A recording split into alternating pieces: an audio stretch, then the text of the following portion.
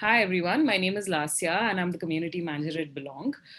We are a platform that promotes diversity and inclusion via Belong Literature Collective, Belong Mental Health Collective, and Belong Circle and Research Collective. I would like to welcome you to Belong Literature Collective's roundtable discussion of Our Freedoms today. Our Freedoms was published by Juggernaut in January 2021, and it is a collection of essays written by some of India's best authors and edited by Nilanjana Roy. The book delves into the very meaning of the word freedom, the various nuances that make up for it, and what it means in today's India. Today, we have with us three of the writers who pen prolific and thought provoking essays in the book. First, we have award winning journalist and writer Snigdha Poonam, who is the author of the book Dreamers How Young Indians Are Changing the World. Snigdha wrote the essay Beauty and the Beast in Our Freedoms. Hi, Snigdha. Thank you for joining us today. Hi, thank you so much for having me. Thank you. Our second guest today is Amitabha Bagchi, who is a critically acclaimed author of the books Above Average, The Householder, This Place, and Half the Night is Gone. In Our Freedoms, Amitabha wrote the essay Arachnophilia. Thank you for joining us today, Amitabha. Thanks for having me. Our third guest at the roundtable today is Salil Tripathi, who is a writer and journalist at Human Rights Busybody and the chair for PEN International's Writers in Prisons Committee.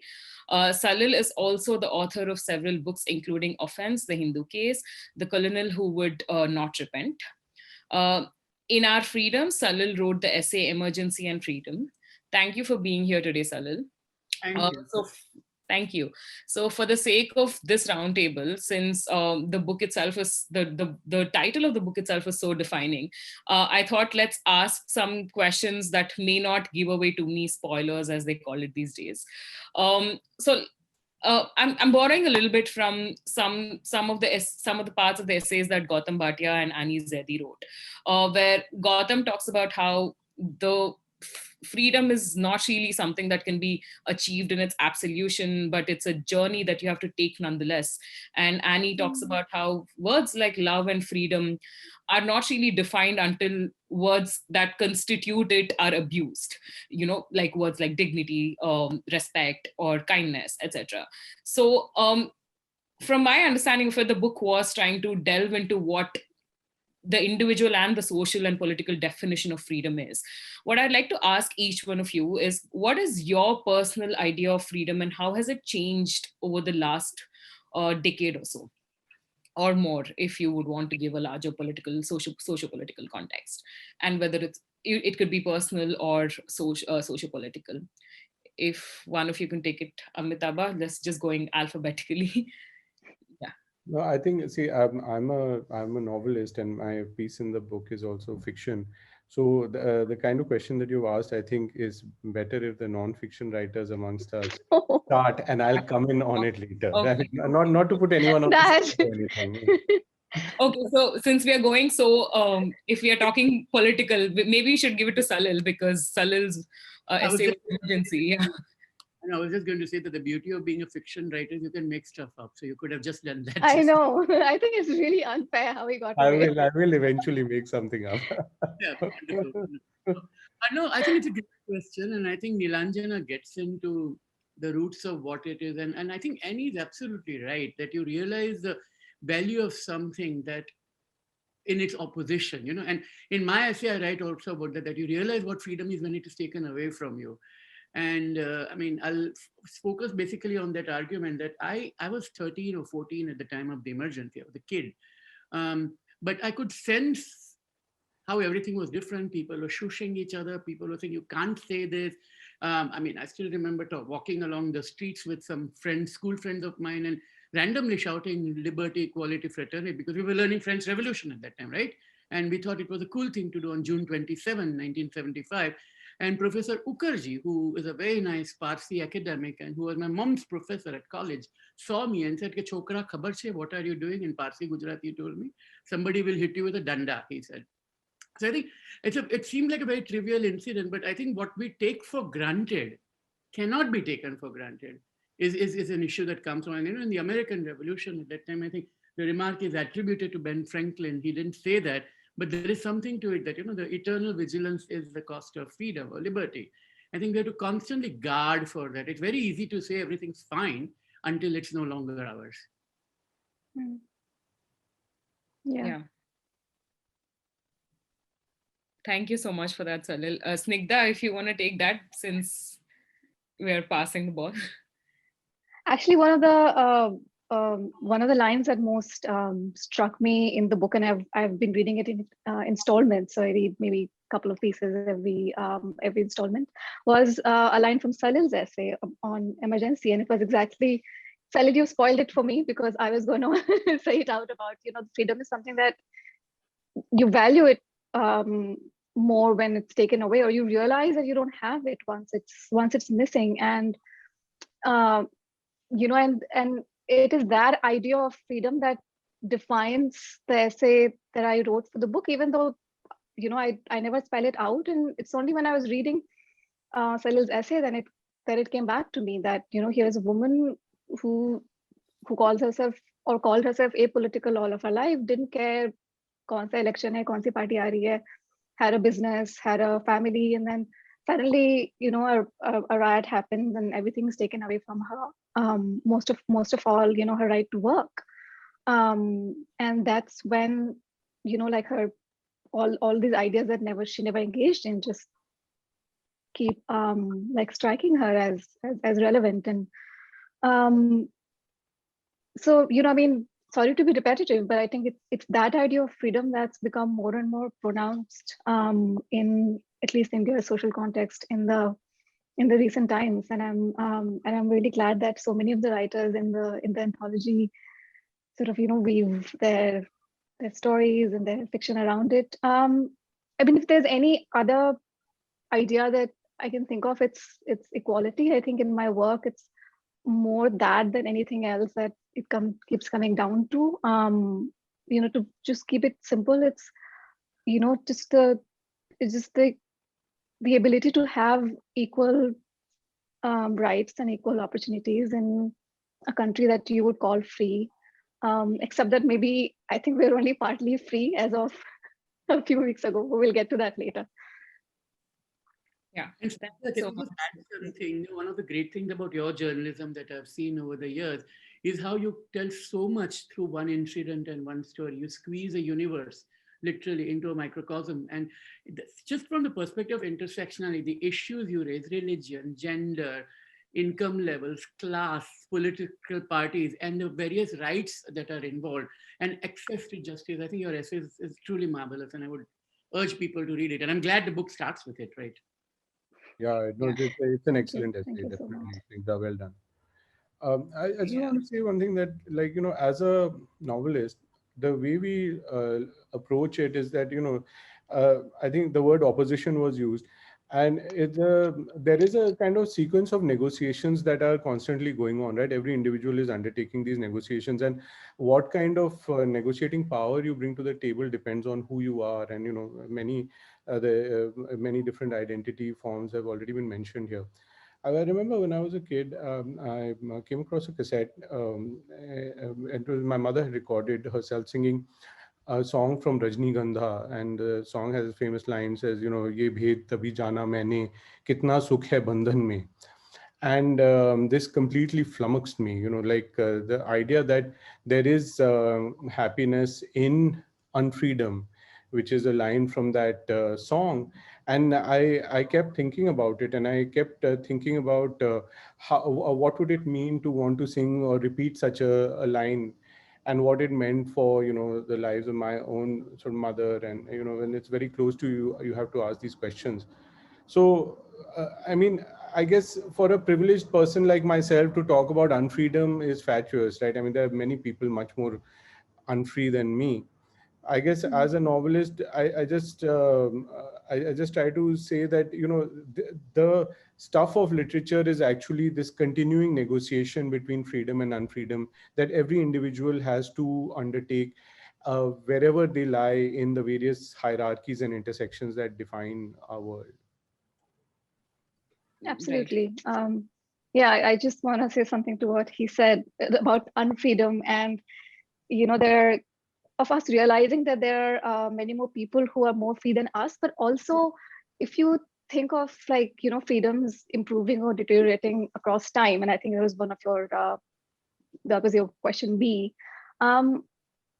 I used to think too that, I mean, maybe like our freedoms in India are either becoming better or becoming worse. But more and more, I realize that it's not so much so monolithic. I mean, for some people, these freedoms have already, or maybe like never even existed. So, I mean, for say, if we talk completely in terms of establishments, and sure, under the BJP government, Muslims have seen so many of their freedoms being taken away. But regardless of which party is in power, you have Dalits, you have women, in sections of India, you have tribals, you have Kashmiris who've never had the kind of freedoms that so many of us take for granted.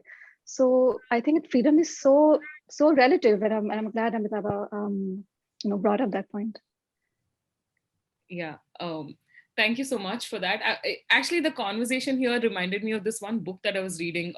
It's not an Indian context book, but it's this book called Reading Lolita in Tehran, right?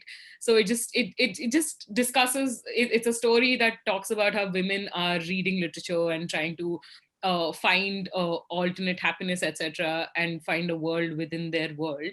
And it kind of also brings me back to some of the stories that the story of Noor, for instance, Snigdha, that you wrote in the first essay in the book, that there was a lot while we are talking about how you realize the importance of freedom when it is taken away from you, for example.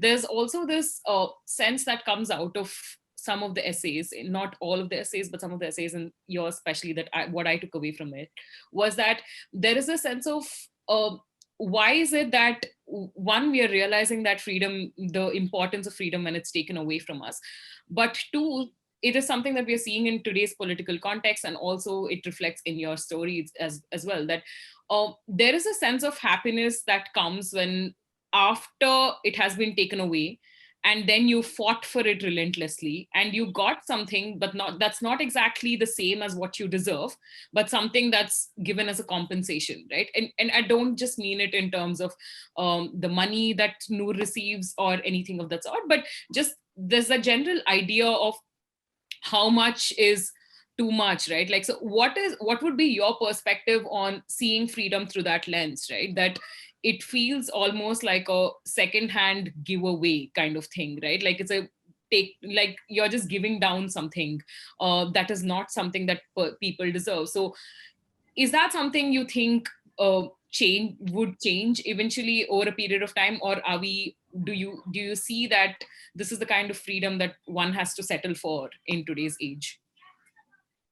And I think Salil's essay was also talking a little bit about something like that. So if you guys can throw some light on it. Thanks, Lasya. Very interesting question. My essay, most of the audience, I guess, hasn't read the book yet. My essay concerns the riot, and I've covered so many in my career. I don't mean it as a boast, but it's like a sad fact of being a journalist today, that I've just been like reporting on one after the other, and obviously my first instinct is to cover it as a political event or a religious event. But I think that the book gave me an opportunity to step back and think of riots as an economic event, as an economic crime, because more and more it appeared to me, covering riots in very different parts of India, that there are economic patterns to it. Why are the markets always targeted? Why are some shops that are always, inflicted maximum damage on? Why are women's shops so vulnerable? Why are shops of a certain kind more vulnerable? Something that just came up recently and became very successful, etc. So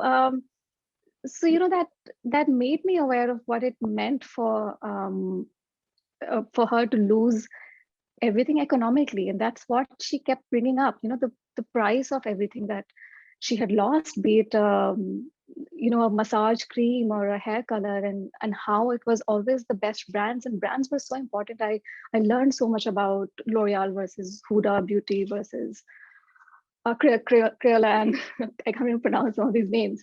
And so as you said, when all of that was taken away, she had to build it back from scratch. So the first time she received a donation from concerned citizens, we went to a local wholesale beauty market, and then she kept being embarrassed in front of the shopkeeper about not being able to ask for a L'Oreal, not being able to ask for Huda Beauty, but some like so Indian brands.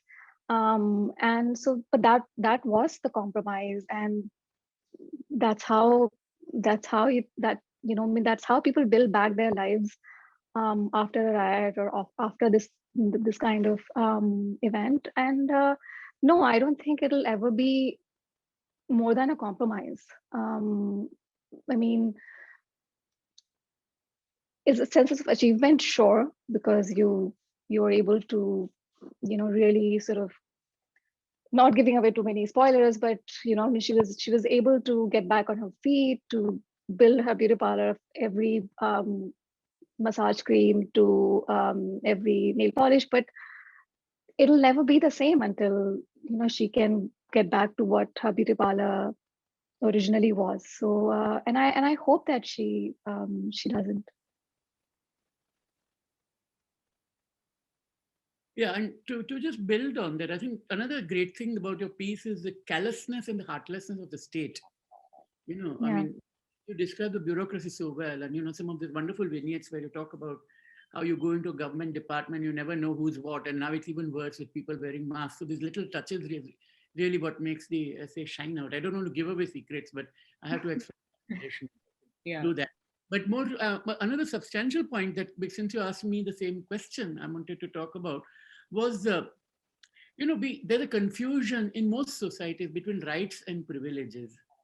That what is a right, which is a democratic form based in law, and what is a privilege which comes out of because of who you are, or which is granted to you by someone in a superior authority, such as the state or the upper caste or the religion or the ulema or the pandit. And I think there's a bit of that here, that what Noor's quest is for justice. But what she's given is compensation, as a recompense for what she has lost. But she will never get back as what she really wanted. And in the emergency section that I wrote, and I wrote about emergency after some time, because Nilanjana, and who's edited this book so brilliantly, she and I had a conversation about what I should write about. And those of you who have read my journalism would know that I go on and on like a boring uncle about freedom of speech, right? I mean, that's the only thing I normally talk about. So she said that, yes, you can write on free speech, but can we think of something else? And then she said that, why don't you focus on what made you think of freedom? And of course, I said emergency, and it was a stream of consciousness conversation. And I started, and the more I thought about it, the more I realized that one thing that the Indira Gandhi emergency tried to do is to treat citizens into subjects.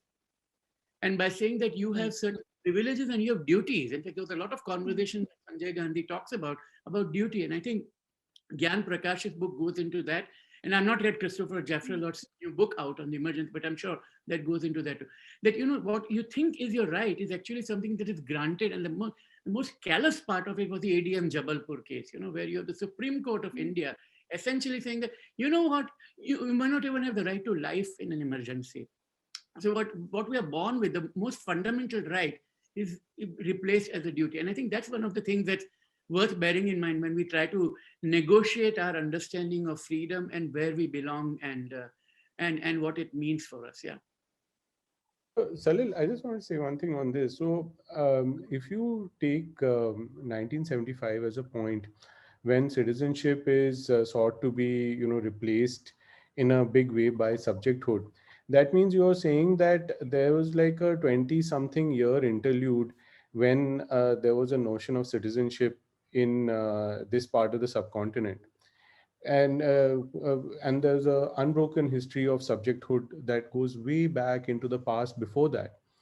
So I think the thing is that this notion of subjecthood, right, and what freedom and what possibility exists within subjecthood is something that, like, I don't know. I mean, of late, I've been trying to, you were a little older than me. I've been trying to figure out what life in the 50s and 60s was like in India, that brief period when supposedly people were citizens. And I got one hint of it when I was reading Tulsi Ram's Professor Tulsi Ram's autobiography called Murdhaiya in Hindi, and it's about growing up Dalit in UP, right? And the fact is that citizenship didn't really exist even in the 50s and 60s. I mean, maybe it did for a few people, but for a large number of people it didn't. So the question that we have here is in some sense that what can you make out of subjecthood? What is your due? Forget about rights. What is your due under subjecthood, right? Our constitution gives you every right and also takes it away without, it doesn't fully give you any right, right? It always Yeah. gives the state, the ruler, the king, some loophole by which that right can be taken away. So in some sense that subjecthood continues and it has never stopped, right? No, Maybe it just hasn't. no, absolutely, you're right. I think what probably, and I'm thinking aloud as we speak now, but in Midnight Children, Salman Rushdie has a line which says, India was a dream we had all agreed to dream. And there's a bit of that here that, the 1950s, which I don't know, I wasn't there then, I was born in 61. So you're talking about a period, but I know people who knew it very vividly, right? My older cousins, my parents, and my mother was one of as a child, she used to sing freedom songs and all that kind of stuff in Gujarat. But so what I think that did was that it created this illusion that, now we are, and there's a lot of pride in it, right? The first country to grant universal suffrage right away on independence, which is something everywhere else, other communities have had to struggle for those rights. But it was, but you're also right that each right had a restriction. So just as we have Article 19, there is 19(1)(a) and 1(b), right to free association. But every time you want to demonstrate, you need the permission of the police before you can do so. So all the restrictions have always been there. I think what emergency was, it brought it into sharper focus that, it can be taken away like this. And the elite will do very little. The courts, most of them acquiesce with it. English press largely acquiesced with it, with one or two honorable exceptions. Most writers didn't seem to mind. Bollywood, a lot of them did not seem to mind. And some people kept it alive and fought for it. And it was not a monopoly of one particular political party. I mean, some people are recreating the history as though it was RSS which fought, the only party that fought against emergence. That's why I tried to seek out and mention all the socialists and leftists who had done a lot against the emergency. I think we need to bring that in mind. And when people talk about the situation today, which I touch about only at the end, that, there is no emergency, everyone is free, but are we really? I mean, those are the kind of questions that I have. And my hope is that, if Indians have freed themselves twice in the past, there might be a third time. Yeah, I actually had a follow-up question, kind of a follow-up question to what Amitabha had just asked you, Salil.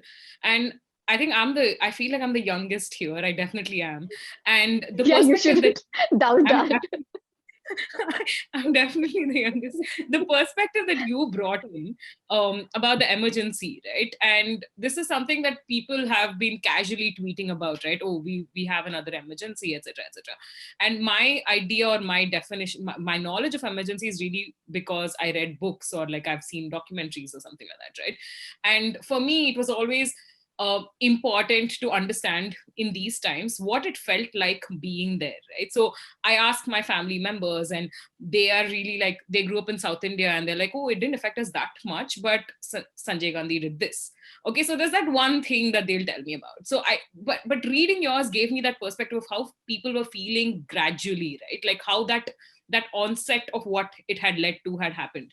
And that was a very important perspective. And it got me thinking after I finished reading your essay that we are talking about how press freedom was restricted. We're talking about how individual like right to life was restricted. We're talking about how institutions were like government institutions and independent institutions were compromised or weakened. And we are then talking about today again, so many years later, or decades later, we're talking about a situation similar to that without an emergency on paper, right?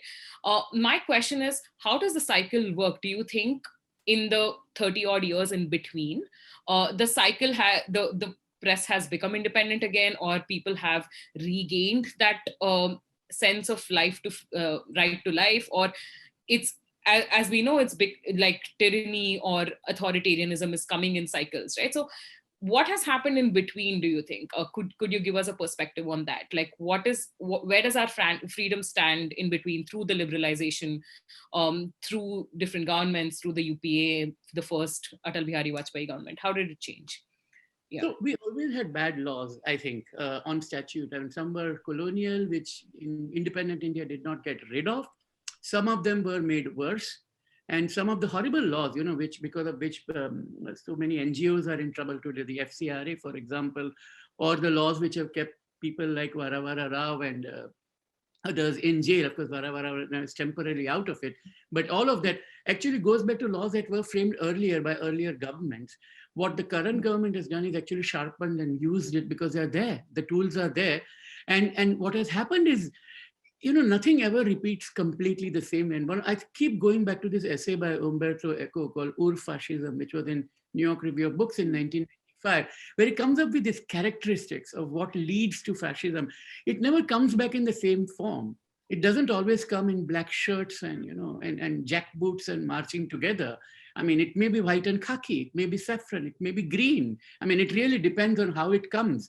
But it does come. And when it comes, if you have created a mood of nationalism around it and created common enemies, this is what Umberto Eco writes about, then I think you created a sufficiently loud and large number of people willing to support it. And I think what Amitabha was talking about, citizenship and subjecthood comes into it, where, citizenship becomes the privilege, and the whole CAA and the National Registry debate that's going on, that if you're in Assam, if you are or if you're not a citizen, your grandfather may have fought for freedom, your father may have died in the 65 war, but your name is of a different religion. It's sufficient for you to be questioned and you to prove your existence rather than the other way around.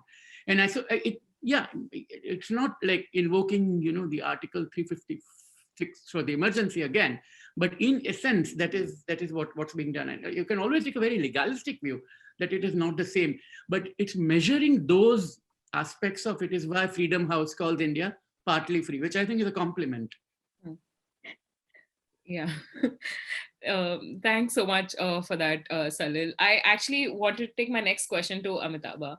And since I actually don't feel like revealing too much through my questions about your essay, but one thing that, since Snigdha was also, we were all discussing gender and freedom in gender. One thing that actually really stayed with me while reading your essay was this part where you mentioned how there's a newspaper that's spread open and it couldn't have been a man, it couldn't have been a woman who read it like that and left it there, right?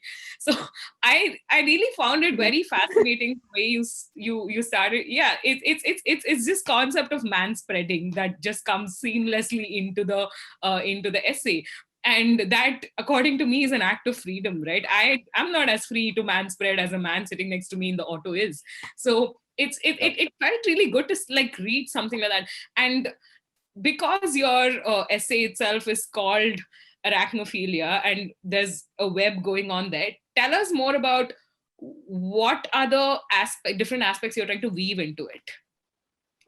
Good one. So I actually did not know that manspreading was a thing. So thanks for letting me know. And I also feel very good because I first wrote, it's a story, by the way, it's not an essay. I wrote that story like more than 20 years ago, like 20 years ago, when manspreading was not a thing. Yeah. So I feel happy that I foresaw the naming of this phenomenon, which, I mean, I'm myself, I'm very guilty of on many occasions. See, look, I think that what I was trying to do there, I mean, as a fiction writer, you can't start with anything very worked out, right? It was a story. There was this character, and he goes looking for something and finds another thing, which is then misconstrued as yet a third thing, and it leads to this kind of there's a cartographic moment in there, where they refer to this spread from Selampur to Okhla, the religious whatever is supposed to be built from on the banks of the river from Selampur to Okhla. And it's, because Selampur and Okhla are the two places where there's a big population of Muslims in Delhi. And again, I wrote that story and I never thought that, that Selampur, which I hadn't even known really till at one point it came to my attention, was a place where Muslims lived in large numbers, that Selampur would erupt into the news like this 1 year ago. So, it's just, I don't know, I mean, what I'm saying is that there was a ghazal by Kali Majid, which I quoted a few shades in that, where one of the shades is, यहाँ तो उम्र ही शमशीर के साए में गुजरी है, जो भागेंगे वो कोई और होंगे, हम नहीं होंगे. That our whole lives we've lived under the sword. So those who run will be someone else. It will not be us. But the thing is that those who will run are those who can run, who have the privilege to run. Most of the people who went to Pakistan in 1947 were the privileged Muslims. They went. Many of those who didn't go is because they didn't have the means to go. They didn't know what they would do there, right? So, in the sense that when you talk about weaving as a story writer or novelist, I just landed in there, and there were a few things which were concerning me. I mean, like for example, at that time, Akshardham had not been built on the banks of the Yamuna. And when it was built, it was like I had predicted it. And I hated myself for having predicted it, because I felt that if I hadn't predicted it, maybe it wouldn't have happened, right? Which is, of course, not true. So I've given a completely incoherent answer to your question. So I'll stop here. No, I actually No, actually it's fascinating. Yeah, it is. Yeah. And it's also Yeah, fascinating. I'm so cute. Sorry. No, finish. No. Sorry. No, I was waiting for him to explain what is this Akshardham like thing. Like, how did you predict it? Well, in this short story, this guy finds something on the river bank, and that's I used to live in Mayur Vihar, and I used to go for walks on the floodplain. And in this floodplain, this character finds this thing, and these people start saying that this is the site of an ancient monument, and they're going to build a grand temple there. And I had written this before land was given for Akshardham, and then they built Akshardham on that very floodplain. Wow. On that very floodplain, right, where I used to go for walks. And in fact, in my first novel, Above Average, there's a whole scene where this guy's just walking and he's just describing what he sees along the way. And now that landscape is only there in that book, because instead of the place where the buffaloes were feeding and the stuff, the fields and all, there's this gargantuan and rather ugly complex of buildings which people seem to think is a tourist attraction. But I can't forget what was there before there. You know what I'm saying? So I would have loved to see that. yeah, it was, well, I mean, it's there in a couple of paragraphs in my book, but it doesn't match up to what it used to be. It's a very Paul the Octopus feel, right? Since we are on the whole arachnophilia zone prediction, and it's coming. Yeah. Sorry, Salil, you were saying something before. I was just going to say the prescience of it, because I didn't know the background. I know it was a 20-year-old story, for example. Yeah, exactly. It was written, Salil, it was written at the time when you and I used to exchange emails on the South Asia Lit mailing list. Gosh, Remember the time, the late 90s? You remember that time? It was like a long time back. I mean, Met meaning online, yeah. Online, yeah. At the time when the internet was a much more civil place. Yeah, absolutely. And the other thing, which also reminds me that, in fact, when I was reading it last night, the story was, Rukun's novel, Beethoven Among the Cows, Yes. It precedes what happens in Ayodhya and all that. So that, yes. I mean, that's why I always tell people, that you should read the fiction writer. You know reality better than we guys do. Be right after things have happened. You write it before. Absolutely. Very, very Star Trek-y, yeah. It's true. This actually flows into my next question is, since you mentioned that you wrote it 20 years ago, and it seems like all the conversations we are having have been relevant for a while now. And also considering that a book like this, when it had come out, and the first time I saw something like that, I saw Our Freedoms and Nilanjana Roy under it. I was just like, oh, wait, we need to do an event around this. This is so meant for our times, right? And that's why it came out right now. And we are in times when history is being made. Hopefully, this will all be in our history textbooks 50 years later. What is it that, where do you think a book like this, or essays and collection of stories of the sort, what place do you think they will take eventually? Because we read the Kesaris and the other books of the past. How relevant and how important is this literature for defining these times? Each of you could take turns and tell me what you personally think about it, or what you think about the book overall.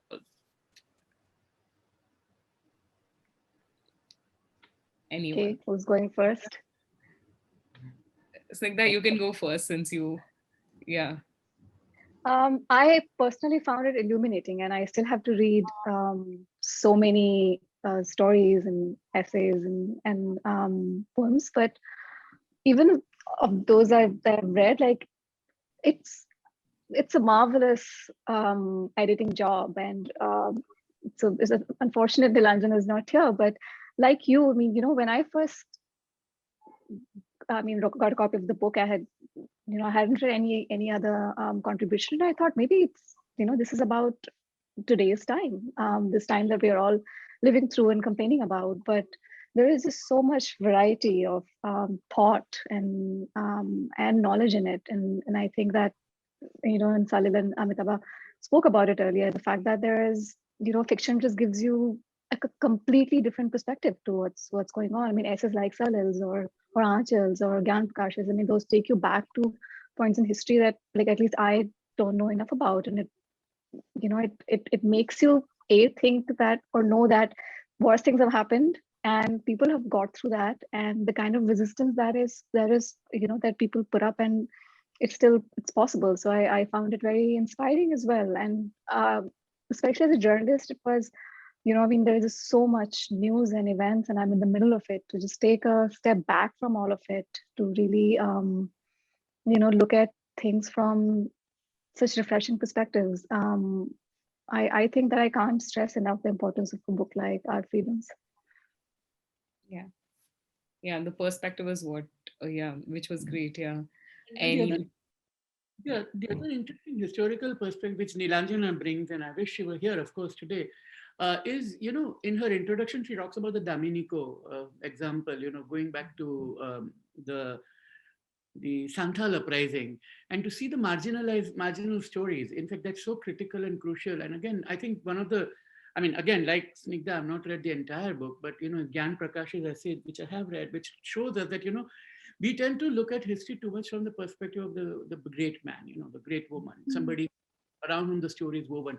But to see it from the bottom up perspective about what is happening, I think it's crucial. And some of the essays certainly do that. And I think Nilanjana is also right in saying that there needs to be more collections like this of other voices, because, it's wonderful that these 20 odd of us have come together, but there are several other 20 odd very fine writers in India, or who care about India. And I would love to read what they have to say too, because I think we are going through a very significant moment historically. I mean, not just in India, worldwide. And the more we have contemporary, honest, clear accounts upholding the basic freedoms, the better it is. yeah. Yeah. Amitabha?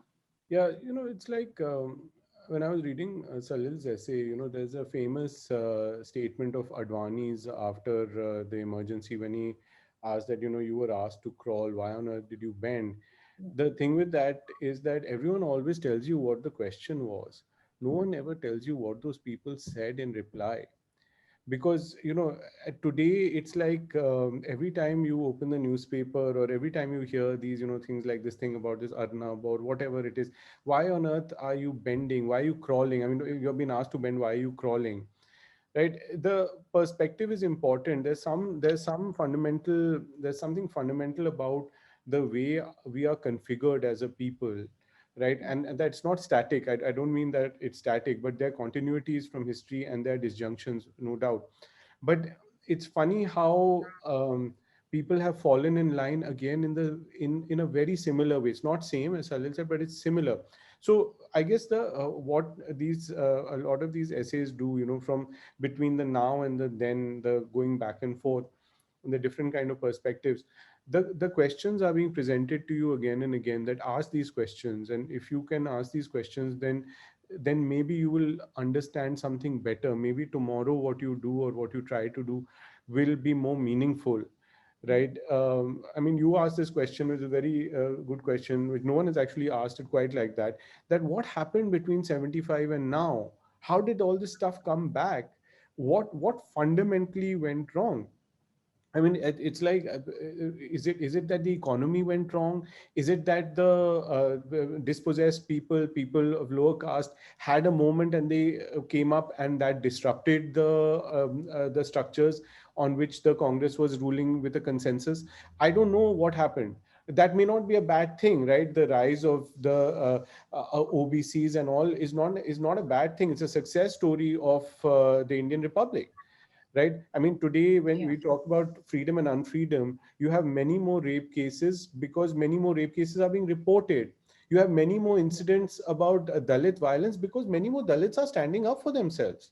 They're not going to take it. They stand up and then the explosion happens. So there are a number of freedoms that have come, and as these freedoms have come, the structure of our society has shifted again. And within this structure, some forces come in. In this shifting structure, some people come in and they take an opportunity. What is the nature of that opportunity? I think books like this have the can give you some questions to ask, so that Yeah. we don't do these kind of things again. We don't make the same mistakes again, although of course we will. I mean, that's the nature of history. That's actually, it's great that you brought it up, because a few years ago, when things were worsening, right, and obviously it got to each of our mental health, and like we didn't know where to draw the line. At least I personally had that phase.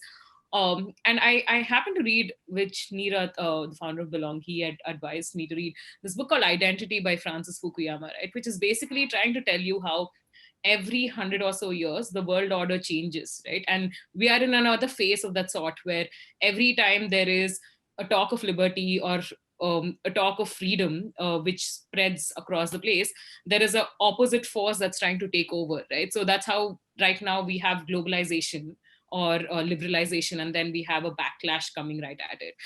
In fact, even Michelle Obama writes somewhere in The Becoming that there are we realized while being in the White House at some point that there are more shootings happening because there is a black person in the White House.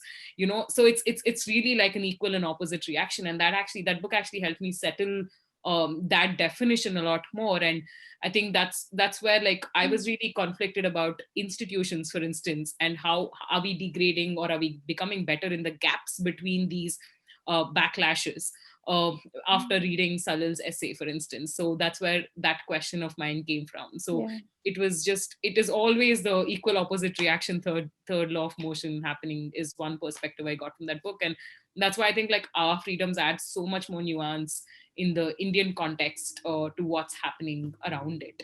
um, I actually have another, before I jump into the rapid fire, I actually had a question about how, each of you came to submit or write the stories and essays that you wrote for Our Freedoms, and what was your first thought like when Nilanjana or Juggernaut approached you? How did the process start, and how did it go? If I may, it was the simplest thing for me because I was reporting this story from Northeast Delhi already. Riots had happened, and I had somehow missed reporting on the riots themselves because I was abroad. And then when I came back, I just couldn't shrug it off, and so I kept going to the localities. And I already knew that I was going to follow the story of this woman because there are so many ways in which we think of freedom, or because I mean, I looked at riot. In particular, we look at riots, but beauty will not be one of those filters. And so when I read the story of a woman whose beauty parlor was looted, and I mean, actually, there were so many beauty parlors that were looted and burnt in those riots, and so all of these women, were doing really badly, and I thought this would be for me like a completely new learning, because when a beauty parlor is burnt, you lose, obviously no lost her freedom to work, which was like a major loss, but also it was in her locality, the place where women came to escape their households or came at lunchtime, where husbands had gone to work and children go to school, or so that place was gone. Just the idea that women could come together and talk about their lives, or just like chill out. There were so many freedoms revolving around that that beauty parlor and the ideas of beauty parlor, and they were so tied to the idea or to women's lives. And I had never looked at freedom through the lens of beauty. So, when Nilanjana approached me, it just, the first thing that sprang to my mind was Noor's story and the idea of the beauty parlor. So it was, yeah, for me, it was the first thing to do. And that is amazing. Yeah, that's a great perspective, actually. Thank you for writing that. Salil? Yeah, I touched upon it a little bit. As I said, initially I thought I'll write on free speech, and that would be such an easy thing to get into, but I would have been repeating myself again. And I mean, I was also, yes, I mean, look, if you look at the political environment today, it's in a way very easy to blame the emergency, right? Because it's the Congress that did it, right? It's which is already on its knees or less, it's probably supine right now as a political entity. So beating up on that is easy. So the challenge was how to tell the story, but as an allegory, as a metaphor about, or telling that this is what anybody with unrestrained power can do, and let the reader draw the conclusion of what I'm trying to get at. And I think, I mean, obviously, it sounds very clear and well articulated, but it's thanks to this very long conversation I had with Nilanjana before I even started writing about what it should be about. She's of course a great writer and a great friend, but she's also a brilliant editor. So, and that just shows here about how that came into being. And so that was the aim, to show that, let's not get into the form of the emergency, which is whether a particular proclamation has been signed on, but the substance of the impact.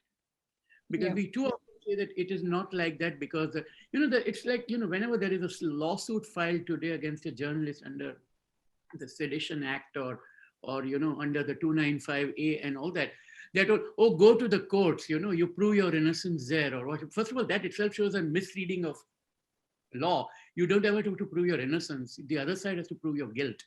And that presumption is going away. And, this is a situation where the process is the punishment.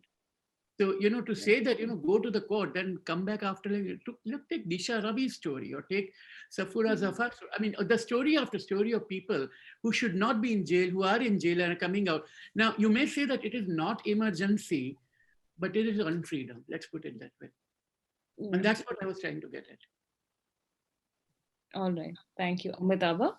So in my case, I guess when Nilanjana and Chiki approached me, I've been writing novels basically for the last 20 years, 2 years. And it's a slow and painful process. So for me to write fiction on demand is very difficult, but I did have this one, I had a few short stories that I'd written in the 90s, and this one particularly was one that was very sort of dear to me. I was never able to get it published back then. But I thought that was not because it was, I felt there was something in it and something that spoke to what is going on. And around that time when they approached me, I'd been reading Kali Majis, who's this Bihari Urdu poet. And there was a resonance between his this ghazal and the story. So I just try to make these things work together in some way. And I put it back and gave it to them. And luckily, I didn't know how they would react. Luckily, Nilanjana liked it. So, she took it. You never know with fiction, right, how people are going to respond. So you just hope for the best. Yeah, thank you. And that actually reminds me, since Salil was talking about Nilanjana's, and everybody was mentioning about Nilanjana's essay in the beginning. I like how it actually starts with dreams, right? The whole bottoms up approach of it. Like, I don't think you get to read that very often when you're talking about people's perspectives, because dreams talk so much. And I think it was defining of the book itself in the longer run, right? Like, what are your dreams of freedom, for instance? Yeah. So I just really thought that was a defining stamp right there in the beginning when she was just starting off like that. I actually have one last small question, which is, what do you think is the importance of this kind of literature in these times? And do you see, we've already spoken about that, but do you see more of it coming? Do you see more of these kind of defining books coming? Let's hope so. God. I mean, it's hard to tell. Okay. We hope so. Okay, so yeah, no, I I think we spoke a little bit about it, but yeah, I think it just gave me a sense that we are all in it together, and we've been through this in the past, and tells you of the ways in which you can fight or you can resist what's happening. So for me overall, it was a hopeful reading. Okay. Thank you so much. I have very, very quick questions, like about 5 of them, which are all mostly book recommendations. To I ask. have to yeah, switch off, but thank you so much. No problem. Thank you so much, Snigdha. I look forward to seeing all of it and knowing their answers to the quickfire. And yeah, and going back to the book, and Amitabha's will be the first story I read because it sounds so fascinating. So many spoilers, but can't wait. Yeah. Bye. Bye. Thank you so much, Snigdha. Thank you, Snigdha. Thank you, Snigdha. So yeah, I'll quickly jump to getting some rapid book recommendations from the both of you. My first question is, tell me one non-fiction book about India, other than Our Freedoms, of course, that you recommend the younger generation must read today, or something that you've read in the recent past, or something that stayed with you.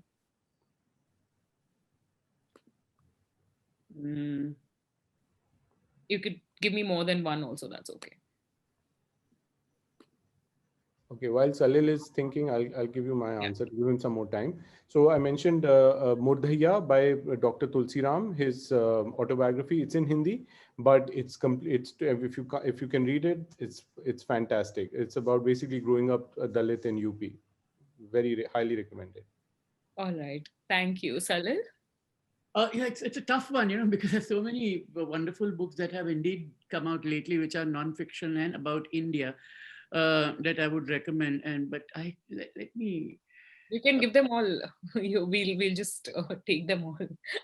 Yeah, no, I did like what Sachidanand did some years ago called Words Matter, which was about speaking about intolerance and tolerance. It was a collection of writings by many people. Yashika Datta's book coming out as a Dalit is another book that I always recommend to people as something worth looking at in terms of I think Commonwealth of Cricket, which is not really about India, but yet it is about India, where Ram Guha, I learned a lot from it. While it is so much about cricket as a sport, but anyone who is at corner of a foreign field, he views cricket and Indian history and everything incredibly well. So these are the three, but these are very random. There are many, many more books which I should be mentioning. I'm not, and my apologies to those who have not mentioned. No, thank you so much for those. I have, since this is, I'd actually ask Amitabha this question first. Any book of fiction that has helped you personally learn a lot more about the people around you who are unlike you? Like something that has helped you learn, and this is fiction particularly. Zindagi Nama by Krishna Sokti, definitely, and which is available in English translation. And I'm talking about the ones I've read recently. And I've forgotten. Rahi Masoom Raza's famous novel. His name is escaping me. It's on my shelf, but the name is escaping me right now. This is which language? This is it originally in Urdu, but it's available in English translation. It was right here somewhere, but it seems to have been moved. Okay, yeah. So Zindagi Nama for now. Zindagi Nama by Krishna Sokti. Highly recommended. All right, thank you, Salil. One book of fiction. I would definitely say Prelude to a Riot by Ani Zaidi. I read it last year when it came out. She gave me a copy. She gifted me a copy, and I read it on my flight. In those days, one could fly. Remember, there was a time. I read it on one flight between Bombay and London, and I think it's just incredible. And again, we are talking about fiction as a prescience. I mean, of course, she's writing present time, setting the story in Kerala, and it's just beautifully done. Yeah. Thank you for that. Also, here's a question that we've discussed slightly before, but what are some of the, from whatever you've read, what are some of the other essays in Our Freedoms that have personally appealed to you the most, that really thought, this is something that I haven't thought of, or this is something that is exactly how I think, or it could be anything? I liked... sorry, go on. I like Vivek Shanbag's essay. I mean, story or whatever it was. I thought that was very interesting. It really was, I kept reading it. I couldn't stop. All right. Salil? I'm a big fanboy of Romila Thapar, so I will of course always mention her. But I do think Akhil Katyal and Kartika Nair, their poems were truly brilliant, and I always learned something from Gautam Bhatia. I mean, he's Yeah. just so incredibly good, such a sharp mind. Yeah. Thank you so much. And also, could you, the final, which is that one journal or publication that you would recommend young Indians read today? This is the last but one question. But what do you read more frequently? Um, is I think someone mentioned New Yorker book reviews earlier, or what do you read? Okay, so you mean beyond India? No, Yeah, that makes. beyond books, right? Like if I were to read a journal or a publication or like long I mean, form. it's not about India. Can I name a few again? I'm being greedy here, Yeah, but yeah, please. I would call New York Review of Books, London Review of Books, Paris Review, Granta, and Yeah, New York. Like, the five holy ones abroad. Them others too, of course. And in India, I would certainly say Biblio, Caravan, Economic and Political Weekly, Seminar. These are the ones I would definitely say. I mean, not that others are not great, but yeah. yeah, And websites like Scroll and Bio. yeah. Yeah. Yeah, I love Caravan because in India, Caravan is the only magazine which does long form writing about literature, Yeah. about literary stuff. No one else does it. I mean, Scroll does it to some extent, but again, not in the organized way that Caravan does it. And of course, Caravan's political writing and reporting is well known to be fantastic. But they have these long essays on literature, which I thoroughly appreciate and which no one does. So I highly recommend that. All right. Thank you so much. Yeah, I also really love reading long form. That's probably why I'm also like reading New Yorker book reviews all the time. Yeah. And the last question I have is so March is Women's History Month, and we wanted to gather from you what are the books, since we are all talking about multiple books, what are the books that really helped you understand or define or learn feminism or its history and gender and subjects of that category? So I do have two titles in my mind when you mentioned Women's History Month before in our conversation. Both are by Angela Saini. She writes on science and she's based in Britain, of Indian origin, and inferior and superior. And one talks about race and science, and one talks about gender and science and how the world misreads it. So definitely would mention those two upfront as books worth reading to understand the feminized and the genderized perspective to science and history. I think that's pretty crucial. I'm a big fan of poetry, and two books of poems. I mean, I'm not yet read it, so I'm just eagerly looking forward to Tishani Doshi's new book that's going to come out. I love Girls Are Coming Out of the Woods. Yeah. And I'm always going to champion Kartika Nair's Until the Lion, which is to look at the history. We look at the story of Mahabharata from the perspective of small, marginalized female characters. I think it was a brilliant, Mahabharata is crying out to be retold as a story every time. It's such a rich story. And Yeah. Kartika did a great job there. Yeah. And it's not one story. Yeah, that's something I'm looking forward to as well. Amitabha? So I think the two like defining works that I read, which basically altered my view on, made me understand a lot of things about gender. One, well, they're essays, not books. One is Judith Butler's essay where she argues that gender is performative. I Yeah. think that is something that everyone must read. I forget the title. And in the context of India, Uma Chakravarti's Whatever Happened to the Vedic Dasi is a classic. And it shows how women's bodies are basically used as a counter for other power struggles in society. In some sense, I find it a more powerful essay than Gayatri Chakravarti Spivak, about who speaks. What is the name of that essay, Salil? I've forgotten the name. I think that's what Can the subaltern speak? Can the That's subaltern speak? can the That's right. subaltern speak? So Uma Chakravarti's essay, Whatever Happened to the Vedic Dasi, is fascinating and very important in that sense. So this from the academic side, but from fiction, I think my favorite authors, two of my authors I prize very much, are Kurtula and Heather and Krishna Sopti.